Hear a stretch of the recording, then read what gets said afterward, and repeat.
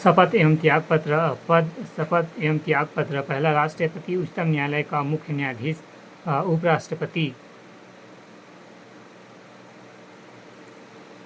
त्याग पत्र।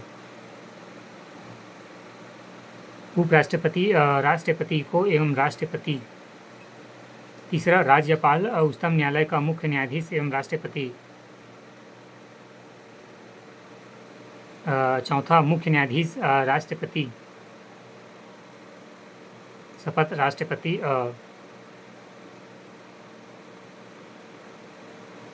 छठवां, लोकसभा का अध्यक्ष शपथ नहीं लेते हैं, लोकसभा उपाध्यक्ष।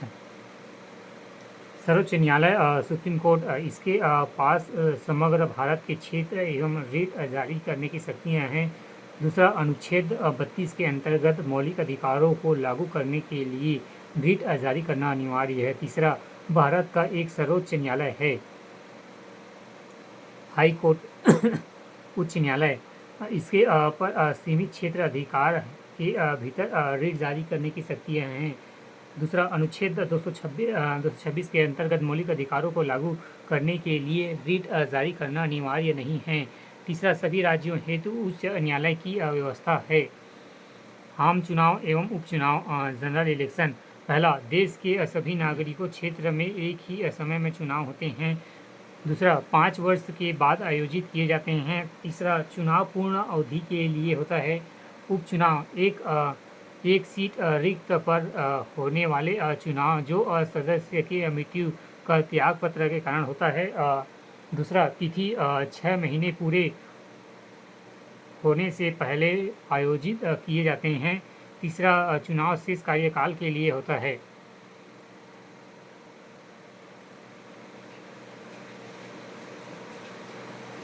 संघीय सरकार एवं परिसंघीय सरकार, फेडरल गवर्नमेंट एवं कॉन्फिडेंस गवर्नमेंट। संघीय सरकार, पहला, यह शक्तिशाली होता है क्योंकि केंद्र राज्य एक दूसरे के साथ सहयोग करते हैं। दूसरा, संपूर्ण शक्ति अलग अलग राज्यों में निहित न होकर केंद्र के पास होता है। तीसरा, यह एक स्थायी अव्यवस्था है जिसके कोई भी सदस्य राज्य से पृथक नहीं हो सकता है। उदाहरण के लिए संयुक्त राज्य अमेरिका।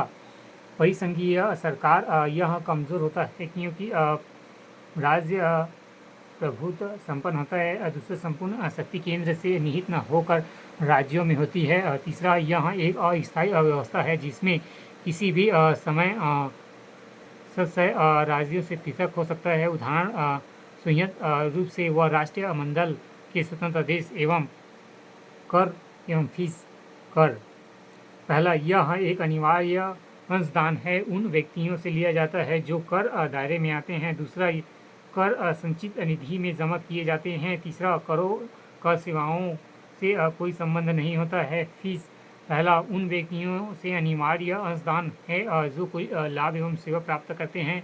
दूसरा, फीस संचित निधि से अलग रखा जाता है। तीसरा, इसका उद्देश्य वस्तु व सेवा का सीमित उपयोग है एवं प्रत्यक्ष संबंध को दर्शाता है। पूर्ण बहुमत, प्रभावी बहुमत। पूर्ण बहुमत, पहला, यह सदन के कुल सदस्यों के बहुमत को दर्शाता है। दूसरा, यह सरकार को निरंतर बनाए रखने के लिए आवश्यक है। प्रभावी बहुमत, पहला, यह सदन में उपस्थित सदस्यों के बहुमत को दर्शाता है। दूसरा, इसके द्वारा राज्यसभा व विधानसभा के अध्यक्ष एवं उपसभापति को हटाया जा सकता है। प्रश्नकाल एवं शून्यकाल। प्रश्नकाल, गैर सरकारी सदस्य सरकारी सदस्य से प्रश्न पूछते हैं। दूसरा, संसद अपने संसदीय क्षेत्र संबंध प्रश्न नहीं पूछ सकते हैं। तीसरा, एक दिन में पूछे जाने वाले प्रश्नों की संख्या क्रमशः अवधि तथा तिथि निर्धारण सदस्य अध्यक्ष करता है।